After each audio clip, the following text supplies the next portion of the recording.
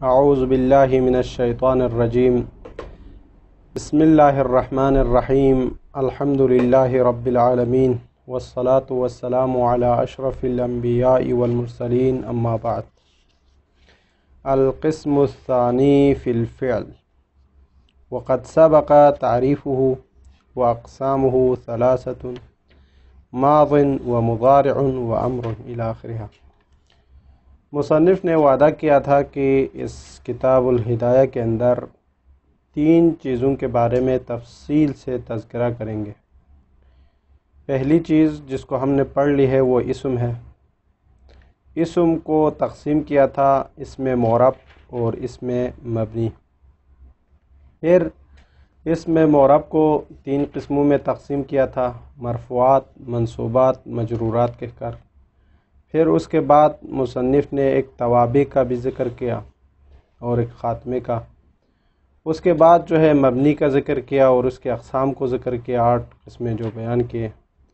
پھر یہ پہلی قسم ختم ہونے کے بعد مصنف شروع کر رہا ہے دوسری قسم کو، جو فعل کے بارے میں ہے۔ تو یہ دوسری قسم ہے۔ اس کے بعد آئیں گے حرف کی باری اور اس کے بعد یہ کتاب ختم ہو جائے گی۔ تو آج ہماری جو بحث ہوگی وہ فعل سے شروع ہوں گے۔ تو فعل جس کے بارے میں ہم نے پہلے اس کی تعریف کر چکے ہیں کہ فعل کسے کہتے ہیں، اور اس کی علامات کو بھی ہم نے ذکر کیا۔ کہا تھا کہ وہاں پر فعل جو ہے وہ چیز ہے جو اپنے معنی پر بذات خود دلالت کرتا ہے، لیکن اس اپنے معنی پر بذات خود دلالت کرنے میں ازمنہ ثلاثہ کے ساتھ مقترن ہوتے ہیں، کبھی ماضی کے ساتھ، کبھی مضارع کے ساتھ، کبھی امر کے ساتھ۔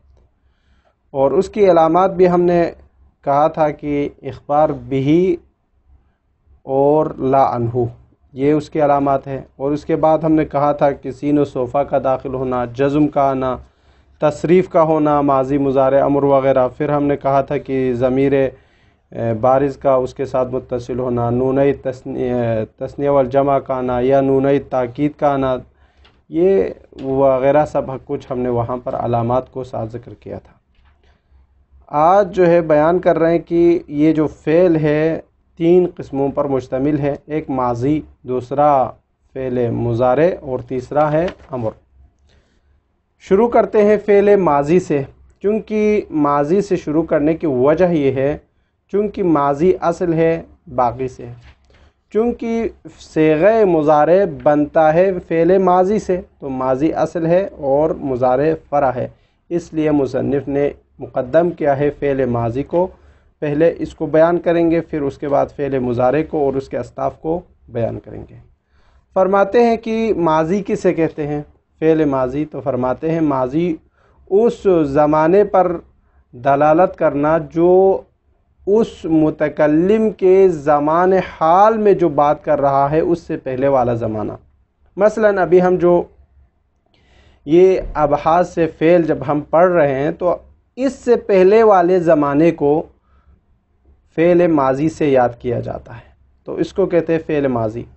اور یہ اعراب کے لحاظ سے جو ہے یہ فعل ماضی مبنی علی الفتح ہوتے ہیں، لیکن یہ ماضی مبنی علی الفتح کا ہونا تب تک ہے جب تک اس کے ساتھ ضمیر مرفوع متحرک نہ ہو یا جو ہے واو کے ساتھ نہ ہو۔ اگر ضمیر مرفوع متحرک فعل ماضی کے ساتھ مل جائے تو مبنی علی السکون ہوتا ہے، جیسے ضربت، اور اگر واو کے ساتھ مل جائے تو پھر مبنی علی الضم ہوتا ہے، جیسے ضربوا۔ اس کے بعد ہے فعل مضارع، پہلے ہم اس کو تطبیق کریں گے پھر انشاءاللہ آگے چلیں گے۔ القسم الثانی، دوسری قسم، فی الفعل، فعل کے بارے میں ہے۔ وقد سبق تعریفہ، ہم نے بیان کیا اس کی تعریف کو ریپیٹ کیا جو کہ پہلے گزر چکا تھا۔ واقسامہ ثلاثۃ، اور یہ فعل اس کی قسمیں ہیں جو کہ 3 ہے۔ ماض، فعل ماضی ہے، ومضارع، فعل مضارع ہے، وامر، اور فعل امر ہے، یہ 3۔ الاول الماضی، پہلی قسم جو ہے فعل ماضی ہے۔ اب فرماتے ہیں کہ فعل ماضی کسے کہتے ہیں؟ وہ ہوا فعل ماضی فعل فعل ہے، یعنی فعل ماضی ایسا فعل ہے، تو یہ جنس سے تعریف کر رہا ہے، تو یہ یعنی فعل ہے کہا تو اس میں مضارع بھی آ گیا، امر بھی آ گیا اور فعل ماضی بھی آ گیا جو کہ جنس ہے، اس کے اندر سارے فعل شامل ہوں گے۔ پھر فرماتے ہیں دل علی زمان قبل زمان الخبریتی، یہ فصل ہے اس کی۔ بعبارت دیگر آپ یوں کہیں کہ فعل ماضی وہ فعل ہے جو زمانے پر دلالت کرے، وہ زمانات جو آپ خبر دے رہے اس سے پہلے والے پر، یعنی متکلم کے خبر دینے والے جو حال ہے، جو زمان ہے، اس سے پہلے والے زمانے کو فعل ماضی سے یاد کیا جاتا ہے۔ وہ ہوا، اور یہ جو فعل ماضی مبنی علی الفتح، مبنی علی الفتح ہوتے ہیں، کب؟ ان لم یکن معہ ضمیر مرفوع متحرک، جب اس کے ساتھ ضمیر مرفوع متحرک ملا ہوا نہ ہو تو یہ جو ہے مبنی علی الفتح ہوتے ہیں۔ ہاں اگر ضمیر مرفوع متحرک اس کے ساتھ ملا ہوا ہو تو کیا ہوگا؟ فَهُوَ مَبْنِيٌّ عَلَى السُّكُونِ، پھر وہ مبنی علی السکون ہوگا ضمیر مرفوع متحرک کی وجہ سے۔ کا ضربت، دیکھو یہاں پر ضربت میں تا جو ہے ضمیر مرفوع متحرک ہے، اس کے ساتھ فعل ماضی آنے کی وجہ سے یہاں پر مبنی علی السکون ہوا ہے فعل ماضی ضربت، با پر جو ہے سکون ہے۔ آگے وَعَلَى الضَّمِّ مَعَ الْوَاوِ، یہاں پر کہتے ہیں کہ ضمیر مرفوع متحرک کے ساتھ نہ ہو تو یہ فعل ماضی مبنی علی الفتح ہوں گے، ضمیر مرفوع متحرک کے بعد واو کے ساتھ بھی نہیں ہونا چاہیے، اگر واو کے ساتھ ہو تو پھر مبنی علی الضم ہوں گے۔ کا ضربو، ضربو میں واو کے ساتھ آیا ہے اس لیے یہاں پر یہ جو ہے مبنی علی الضم ہونے کی مثال ہے۔ یہ تھا ماضی کے حوالے سے جو ختم ہو گیا۔ دوسری چیز ہے کہ فعل مضارع کے حوالے سے فرماتے ہیں کہ فعل مضارع کسے کہتے ہیں؟ فرماتے ہیں فعل مضارع کو فعل اس لیے کہتے ہیں چونکہ یہ مشابہت رکھتے ہیں اسم کے ساتھ۔ یہ جو فعل مضارع کا اسم کے ساتھ شباہت ہونے میں کبھی لفظی ہوتا ہے کبھی معنوی ہوتا ہے۔ لفظی ہونے میں جیسے حرکات و سکنات کا متحد ہونا، اتفاق ہے اس پر، علماء کہتے ہیں کہ یہاں پر جو حرکات و سکنات کے حوالے سے اتفاق ہے کبھی کبھار مضارع اور اسم کے درمیان، جیسے یضربو یستخرجو، اس سے ضارب و مستخرج حرکات اور سکنات کے اعتبار سے ایک ہی ہے، تو یہاں پر لفظی اتفاق ہے۔ اسی طرح جو ہے کبھی لام تاکید کا فعل مضارع پر داخل ہونے میں، جس طرح لام تاکید فعل مضارع کے ابتدا میں داخل ہوتے ہیں اسی طرح اسم پر بھی داخل ہوتے ہیں۔ اسم پر جس طرح لام تاکید کا آنا صحیح ہے، چونکہ ابھی ہم مشابہت دے رہے ہیں اسم کے ساتھ، تو آپ یوں کہیں یعنی جس طرح اسم کے لیے لام تاکید کا آنا صحیح ہے اسی طرح فعل مضارع کے لیے بھی لام تاکید کا لانا صحیح ہوتا ہے۔ اور اسی طرح فرماتے ہیں کبھی کبھار عدد حروف میں جو ہے فعل مضارع اور اسم کے ساتھ مشابہت ہوتے ہیں، اور کبھی کبھار جو ہے اشتراک معنوی ہوتے ہیں۔ کس کے درمیان؟ فعل مضارع اور اسم کے درمیان اشتراک معنوی ہوتے ہیں، اشتراک معنوی بین الحال والاستقبال۔ جس طرح اسم فاعل حال اور استقبال دونوں پر دلالت کرتے ہیں اسی طرح فعل مضارع بھی حال اور استقبال دونوں پر دلالت کرتے ہیں۔ اسی لیے کہتے ہیں فعل مضارع کو مضارع کا معنی لفظی معنی جو ہے اس کا علماء نے کیا ہے مشابہ، یعنی مشابہ باسم الفاعل، یعنی وہ اپنے اسم فاعل کے ساتھ مشابہت رکھتے ہیں اس وجہ سے۔ اور سین و صوفہ جب فعل مضارع پر داخل ہوتا ہے تو یہ استقبال کے ساتھ مخصوص کرتا ہے۔ سین کا معنی جو ہے قریب، بالکل قریب کے لیے اگر معنی کرنا ہو، جو مستقبل قریب یعنی مستقبل قریب کے لیے اگر آپ نے معنی دینا ہے تو سین استعمال کریں گے، مستقبل بعید کے لیے اگر کوئی لفظ استعمال کرنا ہے تو آپ اس کے لیے سوف استعمال کریں گے۔ اور لام مفتوحہ جب اس پر داخل ہو جاتا ہے تو یہ حال کا معنی دیتا ہے، تو یہ بھی یہاں پر موجود ہے۔ اور اس کے بعد جو ہے حروف مضارع کا جو ہے اگر آپ نے رباعی کو اگر بنانا ہے تو پھر ابتدا بر مضموم ہوگا، یعنی فعل مضارع جو ہے ابتدا بر مضموم ہوگا رباعی کی صورت میں. فعل رباعی میں رباعی صیغوں میں فعل مضارع کو بناتے وقت وہ ابتدا بر مضموم ہوگا. یہ یہاں پر بیان کیے ہیں، اور تھوڑی چھوٹی موٹی باتیں ہیں انشاءاللہ وہ درمیان میں بیان کریں گے. الثانی المضارع، دوسرا جو ہے فعل مضارع ہے. وہ ہوا یہ فعل یعنی فعل مضارع فعل ہے یشبہ الاسم باحد حروف اتین فی اولی، اسم کے ساتھ شباہت رکھتے ہیں اس عنوان پر کہ اس کے ابتدا میں حروف اتین آتا ہے. لفظاً یعنی ظاہراً نظر آتے ہوئے.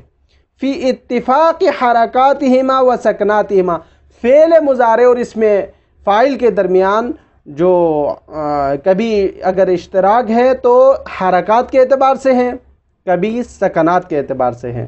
کا یضربو یستخرجو، دیکھو یہاں پر جو فعل مضارع میں یضربو یستخرجو، اس سے فہو کضاربن و مستخرجن،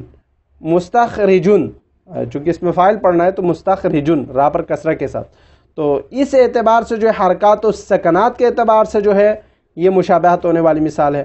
اسی طرح کبھی کبھار فعل مضارع اور اس میں فاعل کے درمیان اتفاق ہوتا ہے فی دخول لام التأکید فی اولہما، فعل مضارع کے ابتدا میں لام تاکید داخل ہونے میں اور اسم فاعل کے ابتدا میں لام تاکید داخل ہونے میں بھی مشترک ہوتا ہے. جیسے فرماتے ہیں تقول ان زیدن لیقوم، یقیناً زید کھڑا ہونے والا ہے. کما تقول ان زیدن لقائم، دیکھو ان زیدن لقائم، لقائم کیا ہے؟ اس میں فاعل ہے، اس پر لام تاکید آیا ہوا ہے. تو اسی طرح اسی کے مشابہت میں لیقوم فعل مضارع پر بھی لام تاکید داخل ہوا ہے. یہ لام توکید کے داخل ہونے کے حوالے سے اتفاق لفظی پائے جاتے ہیں، مشترک اور مشابہت پائے جاتے ہیں بین الفعل المضارع اور اسم فاعل کے.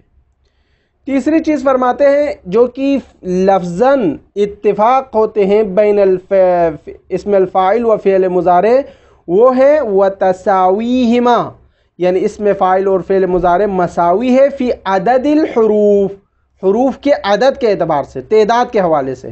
تو یہ بھی اشتراک پائے جاتے ہیں. یہاں تک تھا فعل مضارع اور اسم فاعل کے درمیان جو مشابہت ہے وہ لفظی ہونے میں ہے اور اس پر اتفاق ہے. ومعنن، یہاں سے معنوی اتفاق، معنوی اشتراک، معنوی مشابہت کے بارے میں ذکر کر رہا ہے. ومعنن یعنی فعل مضارع اور اسم فاعل کے درمیان شباہت معنوی ہوتے ہیں. کس میں؟ فی انہ مشترکن، یہ دونوں مشترک ہے. فی انہ یعنی فی ان المضارع مشترکن، مشترک ہے بین الحال والاستقبال، یعنی فعل مضارع حال پر بھی دلالت کرتے ہیں، فعل مضارع استقبال پر بھی دلالت کرتے ہیں. اسم الفاعل، اسم فاعل کی طرح، یعنی اسم فاعل بھی حال و مستقبل پر دلالت کرتے ہیں، اسی طرح فعل مضارع بھی حال اور استقبال پر دلالت کرتے ہیں. یہاں پر یہ جو شباہت ہے وہ شباہت معنوی ہے. وَلِذَالِكَ، اب دیکھو یہاں پر فرماتے ہیں اسی لیے، یعنی کس لیے؟ یعنی فعل مضارع کا اسم فاعل کے ساتھ بین الحال والاستقبال دلالت کرنے میں مشترک ہونے کی وجہ سے سموہ مضارعاً، اس فعل مضارع کو مضارع کہا ہے. مضارع کا معنی جو ہے مشابہن، شباہت کے معنی میں.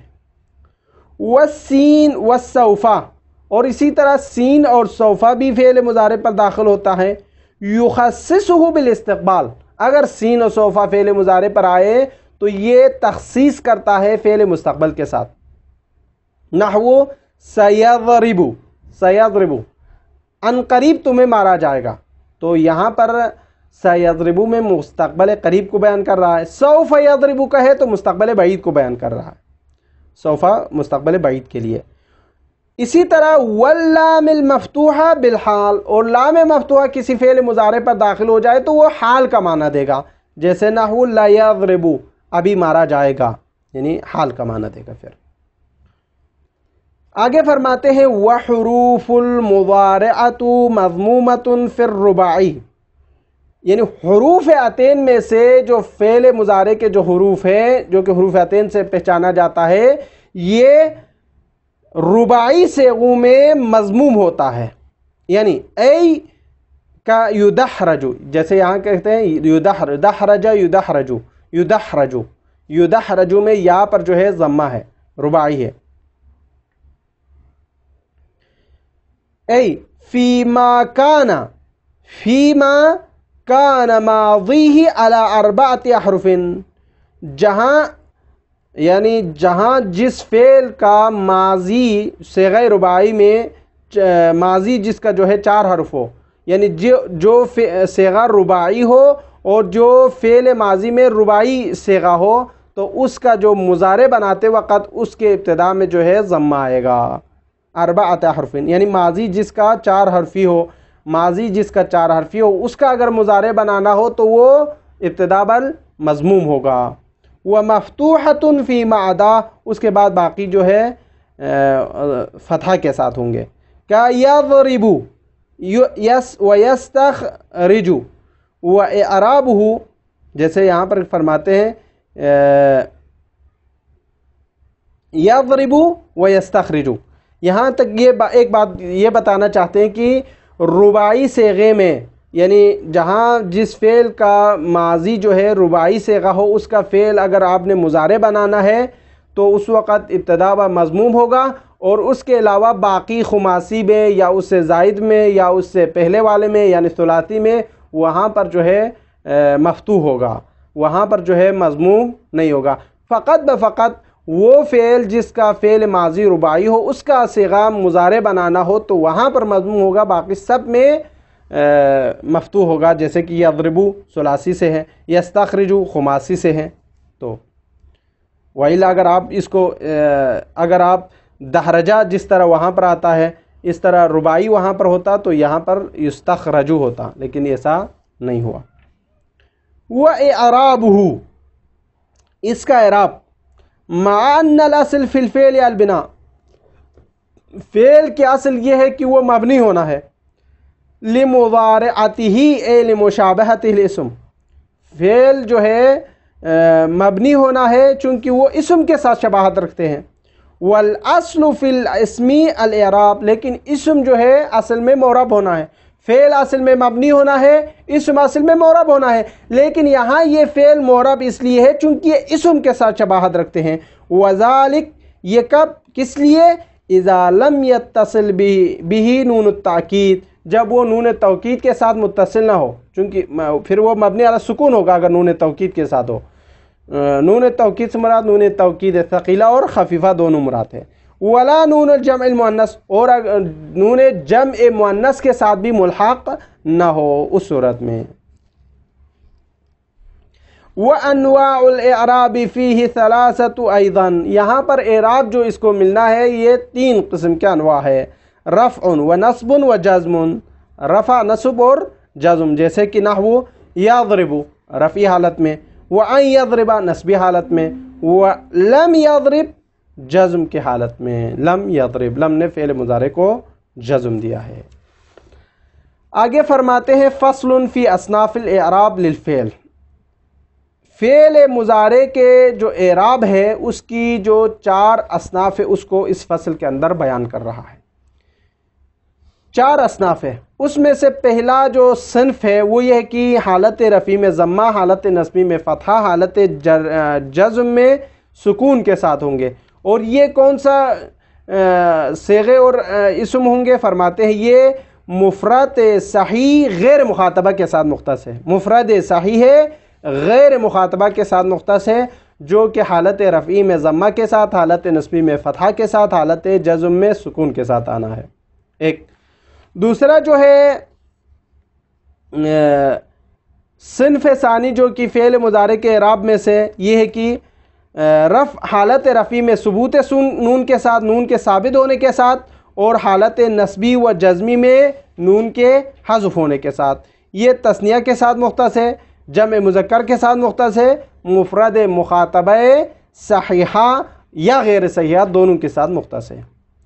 اور اسی طرح جو ہے تیسری حالت جو ہے حالت رفع میں تقدیر ضمہ اور حالت نصبی میں فتحہ، حالت جزم میں لام کے حذف کرنے کے ساتھ آئیں گے۔ تو یہ ناقص یائی اور واوی کے ساتھ جو غیر تثنیہ و جمع ہو اور مخاطبہ ہو اس کے ساتھ مختص ہے۔ ان کی تفصیلات ہم جب عبارت پڑھیں گے، تطبیق کریں گے، تب ہم بیان کریں گے مثال کے ساتھ انشاءاللہ۔ اور چوتھی جو صنف آخری وہ فرماتے ہیں حالت رفع میں ضمہ کو مقدر رکھ کر، حالت نصبی میں فتحہ کو مقدر میں رکھ کر، حالت جزم میں لام کو حذف کرنے کے ساتھ اعراب ملے گا، اور یہ ناقص الفی کے ساتھ جو کہ غیر تثنیہ و جمع ہو، مخاطبہ کے ساتھ ہو تو اس صورت میں ہوں گے۔ فرماتے ہیں فصل فی اصناف الاعراب للفعل، فعل مضارع کے اعراب کے حوالے سے بیان کر رہے ہیں کہ اس کو اعراب ملنا ہے تو 4 اصناف ہے اس کو بیان کر رہا ہے۔ وہ ہوا یہ جو اعراب فعل مضارع جو ہے 4 اصناف، اس کے 4 اصناف ہیں۔ الاول صنف اول کو بیان کر رہا ہے، ان یکون الرفع بالضمۃ، حالت رفع میں ضمہ کے ساتھ، والنصب بالفتحۃ، حالت نصبی میں فتحہ کے ساتھ، والجزم بالسکون، حالت جزم میں سکون کے ساتھ۔ یہ جو اعراب ہوگا یہ کس کو ملے گا؟ فرماتے ہیں وَيَخْتَصُ، یہ حالت رفع میں ضمہ، حالت نصبی میں فتحہ، حالت جزمی میں سکون کے ساتھ آنا مختص ہے بالمفرد، مفرد کے ساتھ، اس میں مفرد کے ساتھ۔ اب یہاں جب مفرد کہا ہے تو یہاں سے خارج ہوں گے تثنیہ کی جو صیغے ہیں وہ سارے یہاں سے خارج ہو جائے گا، چونکہ تثنیہ کا اعراب انشاءاللہ بعد میں آئیں گے اس کے اعراب کے حوالے سے، تو تثنیہ خارج ہوگا۔ اب مفرد صحیح کہنے سے، مفرد صحیح ہے غیر مخاطبہ کہنے سے مفرد صحیح ہے مخاطبہ خارج ہو جائیں گے۔ صحیح کہنے سے، صحیح جو ہے نحوین کے نزدیک، صحیح نحوین کے نزدیک وہ کلمہ ہے جس کے لام کلمے کے مقابلے میں حرف علت ہو، حرف علت نہ ہو، یعنی لام کلمے کے مقابل میں حرف علت نہ ہو، اس کو صحیح کہا جاتا ہے۔ تو صحیح کہنے سے خارج ہو جائے گا غیر صحیح۔ الغیر المخاطبہ کہنے سے مؤنث مخاطبہ جو ہے خارج ہو جائے گا۔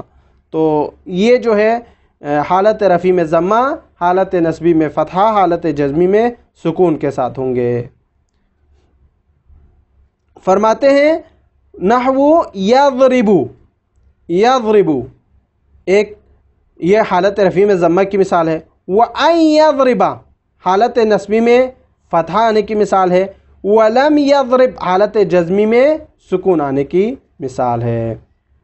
ٹھیک ہے، یہ ختم ہو گئی۔ پھر یہاں پر فرماتے ہیں یہ جو یہ مفرد صحیح ہے غیر مخاطب جو ہے کتنے مقامات پر ہوتے ہیں؟ فرماتے ہیں کل 5 مقامات پر ہوں گے۔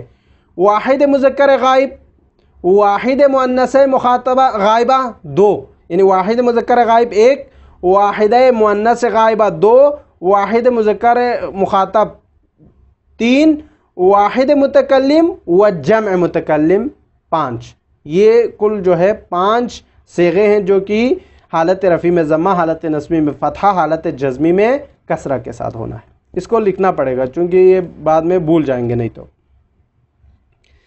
آگے فرماتے ہیں الثانی دوسرا، یعنی اعراب کے صنف ثانی، فعل مضارع کے اعراب کے حوالے جو کہ صنف ثانی ہے، 4 اصناف تھے اس میں سے دوسرا یہ کہ ان یکون الرفع بثبوت النون، رفع آنا ہے ثبوت نون کے ساتھ، نون ثابت ہوگا، والنصب والجزم نصب اور جزم ملے گا بحذفها نون کے حذف ہونے کے ساتھ، ویختص اور یہ جو اعراب ہے مختص ہے بالتثنیتی، تثنیہ کے ساتھ۔ اب یہاں بالتثنیہ کہا ہے مطلقاً، چاہے وہ مذکر کے لیے ہو چاہے تثنیہ مؤنث کے لیے ہو 2، اور اسی طرح چاہے تثنیہ جو ہے غائب کے لیے ہو یا حاضر کے لیے ہو، 4. تو یہ 4 تثنیہ جو ہے سب یہاں پر شامل ہے، مذکر و مؤنث، حاضر و غائب. ایک یہ ہے. دوسرا والجمع المذکر، جمع مذکر کے لیے. اب جمع مذکر میں فرق نہیں ہے کہ وہ جمع مذکر حاضر ہو یا غائب ہو. والمفرد المخاطبتی صحیحا او غیرہ، اور مفرد مخاطبہ کے لیے، مفرد مؤنث مخاطبہ کے لیے، چاہے وہ صحیح ہو، کل کے کل صحیح میں سے ہے، جس کو ہم نے ابھی بیان کیا صحیح نحویون کے ہاں وہ کلمہ ہے جس کے لام کلمہ کے مقابل میں حرف علت نہ ہو، او غیرہ، یا غیر حرف علت یعنی غیر صحیح کے لیے ہو. غیر صحیح مثلا ناقص واوی، ناقص یائی، ناقص الفی. اور یہ جو ہے کل 7 یعنی صیغے ہیں، یعنی کل 7 صیغے ہیں جو کہ حالت رفعی میں ثبوت نون کے ساتھ، حالت نصبی اور جزمی میں حذف نون کے ساتھ ہونا ہے. یعنی یہاں پر 4 تثنیہ کے صیغے جس کو ہم نے بیان کیا، مذکر مؤنث کے لیے 2، حاضر و غائب کے لیے 4. یہ 4 تثنیہ، 2 جمع مذکر یعنی جمع مذکر غائب اور حاضر 6 ہو گئے، اور 1 مؤنث مخاطبہ 7. یہ کل 7 مقامات پر ہے جہاں پر حالت رفعی میں نون کے ساتھ، ثبوت نون کے ساتھ، حالت نصبی اور جزمی میں حذف نون کے ساتھ. یہ بھی آپ کو لکھنا پڑے گا نہیں تو پھر بھول جائیں گے. تقول ہما یفعلانی، دیکھو ہما یفعلانی حالت رفعی میں ہے، وہم یفعلون ثبوت نون کے ساتھ، وانت تفعلین ثبوت نون کے ساتھ، ولن تفعل، ولن تفعلوا، ولن تفعلی. دیکھو یہاں پر حالت نصبی میں حذف نون کے ساتھ، پہلے تینوں میں ثبوت نون کے ساتھ، ہما یفعلانی، ہم یفعلون، وانتی تفعلین. یہاں پر ثبوت نون کے ساتھ ہے یعنی رفع بثبوت نون. ولن تفعل، ولن تفعلوا، ولن تفعلی حذف نون کے ساتھ، نصب حالت نصبی میں. اور اسی طرح فرماتے ولم تفعل، ولم تفعلوا، ولم تفعلی. یہاں پر جو ہے حذف نون بے حالت جزمی میں، یہاں پر جزم کی وجہ سے نون گر گیا ہے. ٹھیک ہے، تو یہ دوسرا جو صنف تھا فعل مضارع کے حوالے سے وہ بھی ختم ہو گیا. آگے فرماتے صنف ثالث. الثالث ان یکون الرفع بتقدیر الضمۃ، رفع ملے گا ضمہ کو مقدر میں رکھ کر، والنصب بالفتحۃ، نصب ملے گا فتحہ کے ساتھ، والجزم بحذف اللام، اور حالت جزمی میں لام کو حذف کرنے کے ساتھ ہوگا. ویختص، اور یہ جو مختص ہوگا اعراب، یعنی حالت رفعی میں ضمہ مقدرہ، حالت نصبی میں فتحہ، حالت جزمی میں حذف لام کے ساتھ والا اعراب ملے گا بالناقص الیائی 1، والواوی 2، غیر التثنیۃ والجمع والمخاطبہ، ان تینوں کو نکال کر، تثنیہ کو خارج کر کے، جمع کو خارج کر کے، اور مخاطبہ کو خارج کر کے، مفرد مؤنث مخاطبہ کو. تو یہ جو ہے کل 5 صیغے ہیں. ہوا یرمی، تقول آپ پڑھیں گے ہوا یرمی، دیکھو یہاں پر تقدیر ضمہ ہے، ہوا یرمی ایک، ہوا یغزو یعنی ہوا یغزو، ولن یغزو، ولن یرمیہ، یہاں پر نصب ہے فتحہ کے ساتھ. ٹھیک ہے، نصب بالفتحہ کے ساتھ.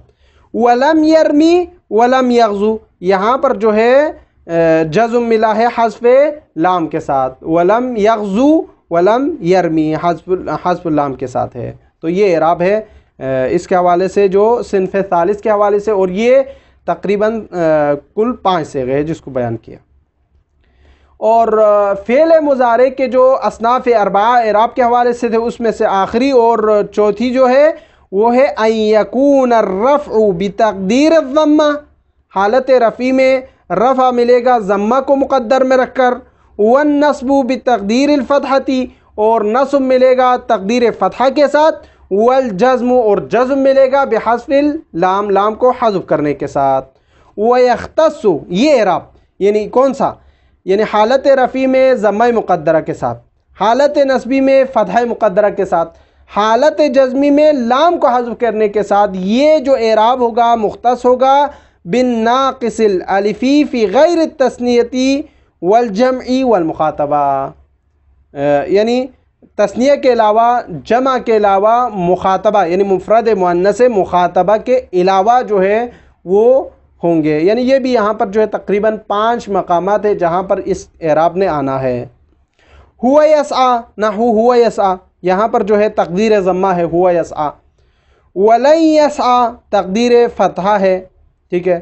ولم یسعی یعنی لام کو حذف کرنے کے ساتھ، ولم یسعی لام الفعل کو حذف کرنے کے ساتھ.